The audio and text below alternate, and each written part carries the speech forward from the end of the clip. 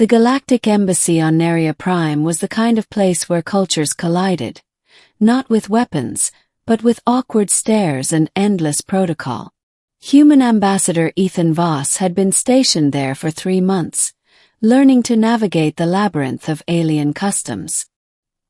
He'd spoken before the Zorvans, dined with methane breathers from the Hellion clouds, and once accidentally bowed to a hologram instead of the actual delegate.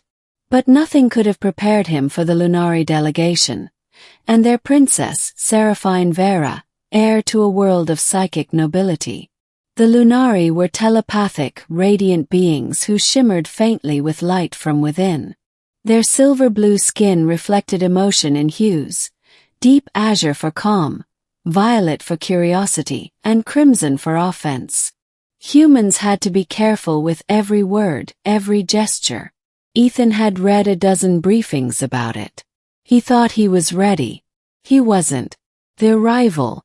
The meeting was held in a vast chamber of obsidian glass, stars glimmering through its transparent ceiling. When the Lunari entered, conversation died. Princess Seraphine stood at the center, surrounded by guards who looked carved from ice and light. Her gown shimmered with crystalline threads that moved like waves. Her eyes, twin galaxies of silver, seemed to reflect not just his face, but his thoughts. Ethan swallowed hard. The first thing he noticed wasn't her royal aura or the elegance of her presence. It was the fact that she glowed with an intensity that made it hard to look away.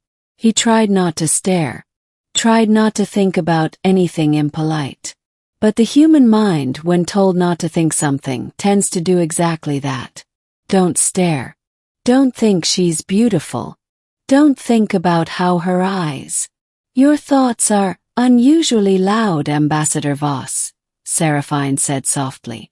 Her voice was melodic, a language that hummed directly into the bones. Ethan froze. Every diplomat in the room turned. He just broadcast his thoughts to the entire telepathic court. The color of her aura shifted faintly, violet, then soft rose. He couldn't tell if that was embarrassment or amusement. I deeply apologize, Your Highness, Ethan stammered. Human minds aren't trained for, mental discipline. To his surprise, she smiled, genuinely. Perhaps that is what makes your species interesting. The guards frowned, clearly disapproving of her tone. But the princess only gestured for Ethan to approach. Walk with me, she said. I wish to understand your kind. The walk through light. They moved down a corridor filled with floating crystals that sang faintly when touched by motion. Seraphine walked gracefully, her steps leaving trails of light that faded behind her. Ethan followed, unsure if he was honored or being escorted to his political doom. I did not mean to intrude on your thoughts, she said.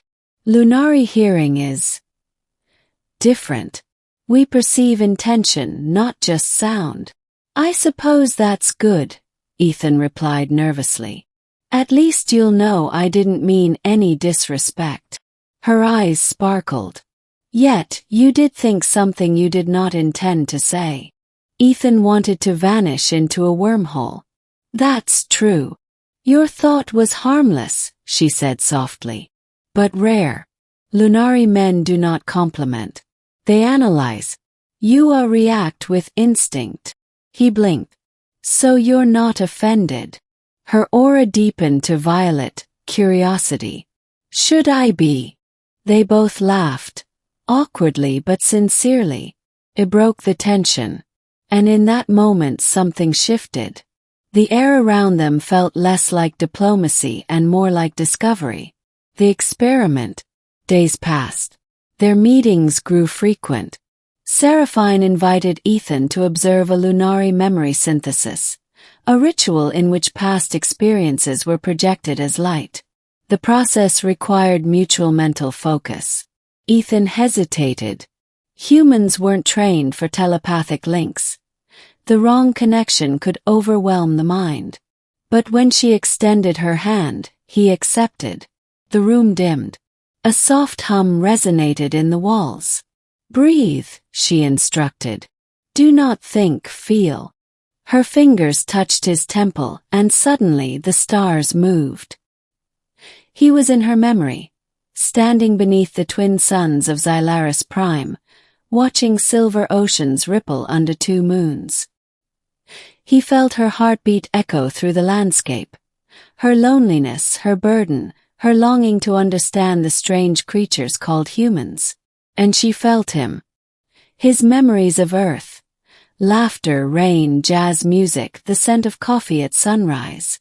Simple, fleeting things that Lunari society had long forgotten. When the link faded, Seraphine staggered. You feel time differently, she whispered. Every human thought burns and fades like a spark. It is beautiful.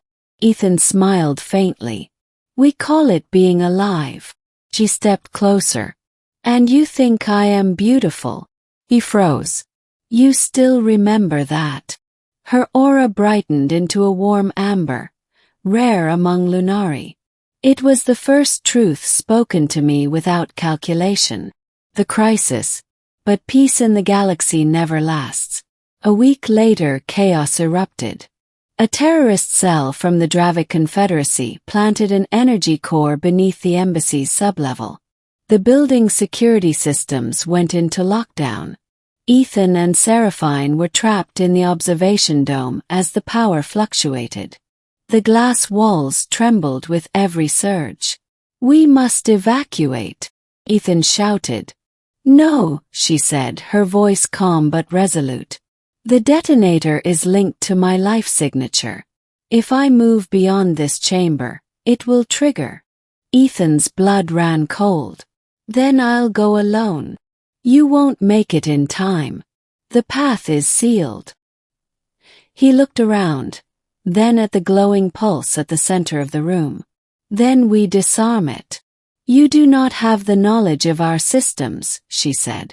No, he replied. But I understand desperation. And I don't plan on dying tonight. They worked side by side, rerouting energy conduits and diverting plasma feeds. Temperature spiked. Seraphine's light began to flicker, her life force weakening from the proximity. Ethan grabbed her arm. Stay with me.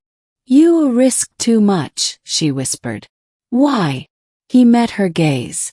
Because you believed in me when everyone else saw a mistake. Her aura shimmered faintly.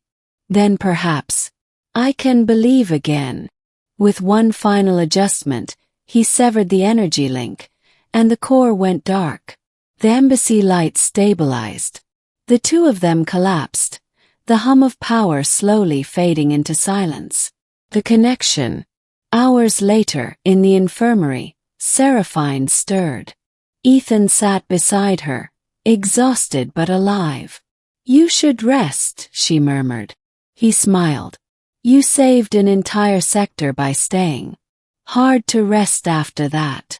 Her eyes softened. You speak as though I am fragile. You're not, he said. You're the strongest person I've ever met. Long pause. Then she reached out and brushed his hand. Ethan. Your kind does not hide emotion. You feel before you think. It is chaos. But I envy it. He chuckled. We envy your control. Then perhaps we can learn from one another. Their hands remained entwined. Around them, the lights of the infirmary pulsed in rhythm with her heartbeat, and his. The farewell. A week later, her ship prepared to depart. Diplomatic treaties had been restored, and her people were calling her home. Ethan stood by the docking bay as the Lunari flagship shimmered with radiant light. Seraphine approached, dressed in ceremonial armor that glowed faintly with sapphire tones. Will you return to Earth? She asked. He nodded.